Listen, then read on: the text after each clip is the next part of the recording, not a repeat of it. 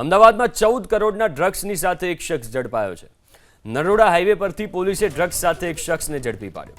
મુંબઈના પેડલર મોહમ્મદ સાજિદ શેખને પોલીસે ઝડપી પાડ્યો છે। 7 કિલો અને 84 ગ્રામ એમડી ડ્રગ્સની સાથે ધરપકડ કરાઈ।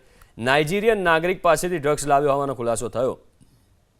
જયપુરથી બસ મારફતે ડ્રગ્સ લાવ્યાનો ખુલાસો થયો છે। પેડલર અમદાવાદથી મુંબઈ ડ્રગ્સ લઈ જવાનો હોવાનો પણ ખુલાસો થયો। જયપુરથી મુંબઈની સીધી બસ ન મળતા અમદાવાદ આવ્યાનો તપાસમાં ખુલાસો થયો છે। सर्किल पास है आ व्यक्ति ने रोकी और एनडीपीएस एक्टनी एक्टना प्रोविजन से आना अकॉर्डिंग कार्रवाई करता आ व्यक्ति जेनु नाम मोहम्मद साजिद मोहम्मद उस्मान शेख उम्र 48 ईयर्स રહેવાસી ગિલવિટ હિલ્સ ચોકી યુનુસભાઈની ચાલી અંધેરી વેસ્ટ મુંબઈ મહારાષ્ટ્રના છે।